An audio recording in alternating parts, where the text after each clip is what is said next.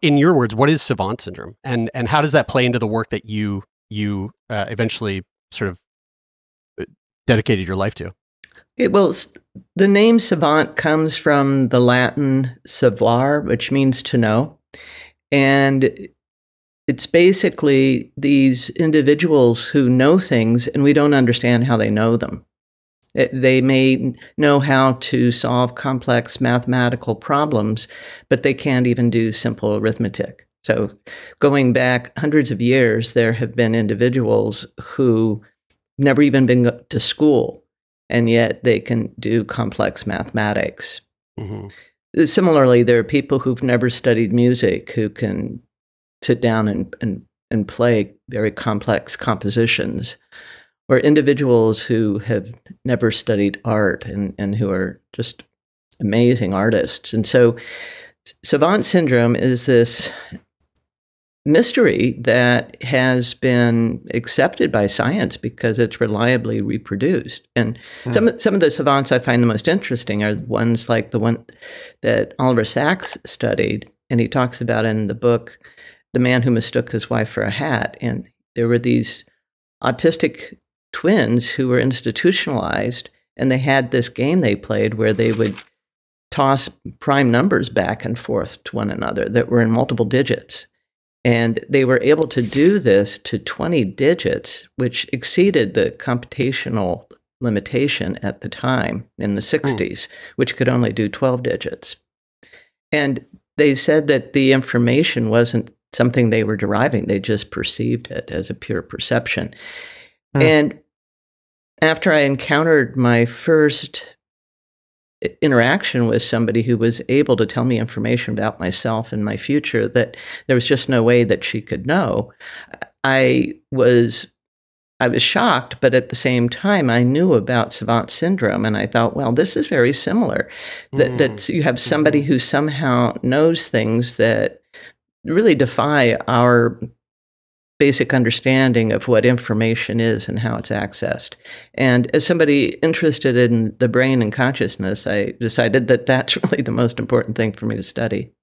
What was that moment? Do you remember? Do you recall, like, was it a specific patient you were working with, or like, what was the moment where you went, what the heck is going on here?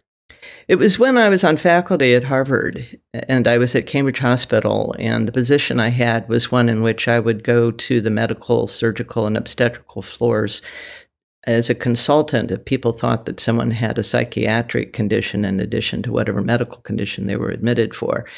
And there was this woman who was half Native American, half African American, and she had been admitted the night before for all of the sort of signs of a heart attack and the symptoms of a heart attack. But back then, we didn't have the ability to determine whether or not somebody had had a heart attack as quickly as we can now. It would take a day or two for the blood work to come back. And she was wanting to leave the hospital before the blood work came back, and had told the staff that she was seeing ghosts and that she was psychic and she knew the blood work would come back normal and that she just wanted to go home. And because saying that you are psychic and see ghosts is considered a sign of mental illness, she was thought to be mentally ill, and they couldn't let her go without having a psychiatrist evaluate her. And basically, what they were expecting was for me to fill out the paperwork to commit her to the hospital so that she couldn't leave until she was medically cleared. And when I went in to see her, the first thing she said was that she was seeing ghosts and that they were really spooking her out. And I sort of humored her and saying, yeah, I guess there would be a lot of ghosts in a hospital. And and then she said, I'm also psychic, and I was born this way, and I was born with a caul over my face, and that has given me this sort of, third sight or whatever you want to call it. And I'm seeing all these things about you. Do you mind if I tell you what I see? And I thought, well, okay, I'll build a rapport and humor her. And so she said to me, your husband's a chemist. And that got my attention because my husband was a biochemist. And then she said, and he's applying for a job in 2 different cities right now. And that really got my attention because that very week he was applying for a postdoctorate in biochemistry back at Johns Hopkins where we met, and at UC San Diego. And then I said, well, where are we going to end up? And she said, well, in his heart of hearts, he wants to go to one city, but you'll end up in the other city. And I knew he wanted to go back to Johns Hopkins because that's where he was born. He's like 12th or 13th generation from Baltimore, family there. And he was really very much a dyed-in-the-wool East Coaster. So I thought, well, that is where he wants to go. And she said, you'll end up in the other one. And I said, oh, well, where is the other city? Without wanting to, give her too many hints. And she said, well, just name a bunch of cities. So I named, 10 or so cities. And then she said, oh, San Diego, that's where you end up. And while you're there, you'll give birth to a daughter. And that's the only child you have. And all of that came true. Holy fuck. Wow, that is spooky. That is spooky. Bananas.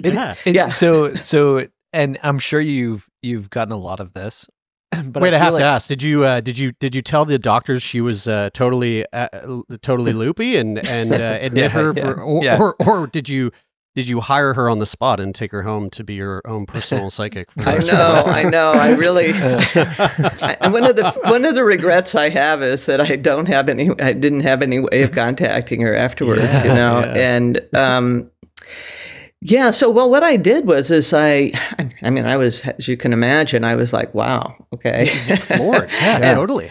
And, but what happened was she said, I really like you. She said, I'll stay if you are willing to come and see me again tomorrow. Yeah. And I said, okay, let's do that. And I told the staff that she was willing to stay and that I didn't feel that I needed to commit her. And she stayed. Her blood work came back normal and she left the next day.